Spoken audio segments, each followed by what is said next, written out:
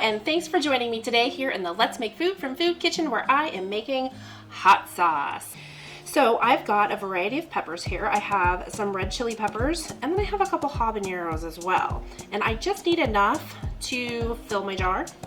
And I have some garlic. This is 1 garlic clove and about 1/4 cup of onion. All you need to do is cut these up into chunks small enough to fit into your bottle or jar, whatever you're using. This is a recycled kombucha bottle. I like to use these for my leftover apple cider vinegar. If it doesn't fit in my bigger jar, I use it for my vanilla extracts. They're just really handy, and you've already paid for the bottle if you're buying things like the kombucha, so they're perfect. I just rip off the label and clean them off. So what I want to do is start putting this in my jar. I'm including the seeds here. The seeds give you more spice and more flavor, so why throw that away? And we're going to blend it up in the end anyway, and the seeds will not completely break down, but that's okay. Just going to keep filling my bottle. Once I've got a little bit in there, I'm going to add some of my garlic and some of my onion in no particular order. The use of chili peppers has been around 8,000 BC. It's been used in many countries in many ways. I know back in ancient Greek times, they used to pickle their eggs with them. They called it devil sauce because it's spicy.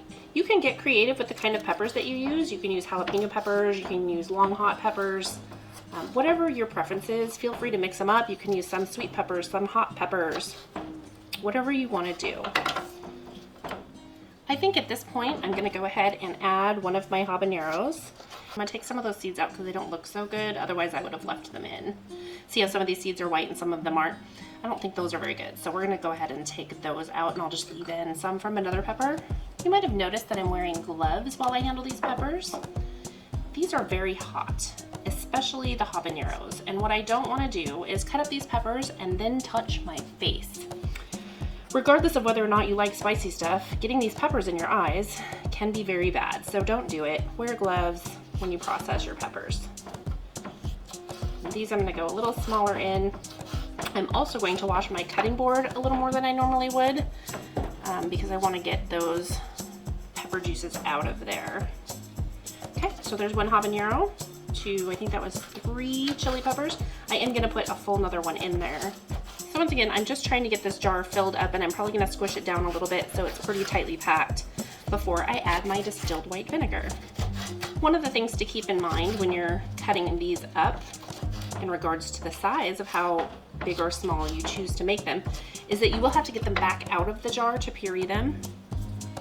So if you're concerned with that, you can always do it in a different jar and then put your final product in this one. It's up to you.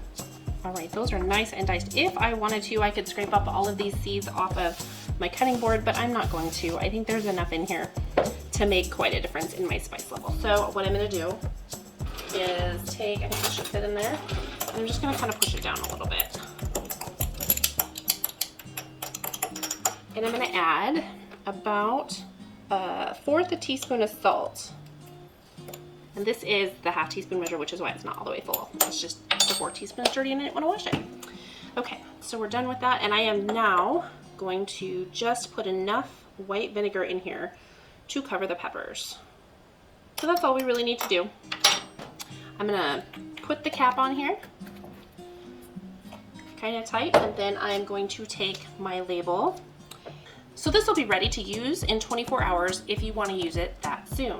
If you don't, you can let it sit for a whole week. So for anywhere from 24 hours to 7 days, go ahead and let this sit. The longer it sits, the more it will develop flavor. I'm gonna let mine sit for a couple of days. We'll come back and then we'll finish up our process.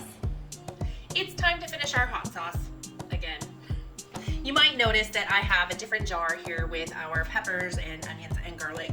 What happened is I finished our process, I checked my data, I didn't record it correctly. So what I did was I just didn't sweat it. I said, you know what, I'll just make it again. It's the same ingredients, same recipe.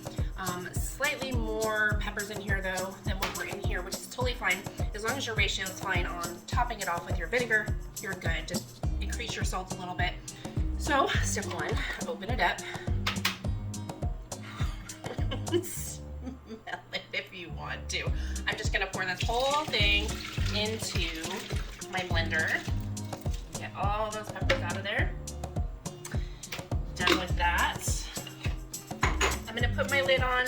All we need to do is, depending on the blender that you have in the settings, liquify or puree, you wanna get it as broken down as possible. So I'm gonna liquify it. All right, that's it for that step. I'm gonna remove my lid and just set it aside. I have a sieve and my bowl. And all I wanna do is just pour this through the sieve to get out the chunks and the seeds. And what should be remaining is our beautiful homemade hot sauce. And this is the hot sauce that I use as a base for my buffalo wing sauce, and that episode will be coming up soon. If you'd like to get notified when that episode releases, just go ahead and click that bell, and it'll give you a notification as I post episodes. I'm gonna grab a spoon and just start pushing this through. I wanna get the liquid out of there. And I'm just pushing the pulp up against the mesh. I'm not doing it super hard. I have separated the mesh one time on one of these because I kept pushing too hard. So lesson learned, at least they're not super expensive.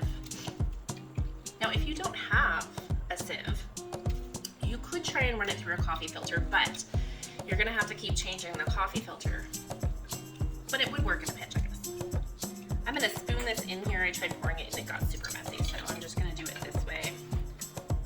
And don't forget to label your jar with the date you made it and the contents of the jar. Hot sauce is one of those things that you could leave it out on the counter if you wanted to. It's got a high acidity content. I prefer to keep things in the fridge, except for my vinegars and my extracts and things, just to be on the safe side.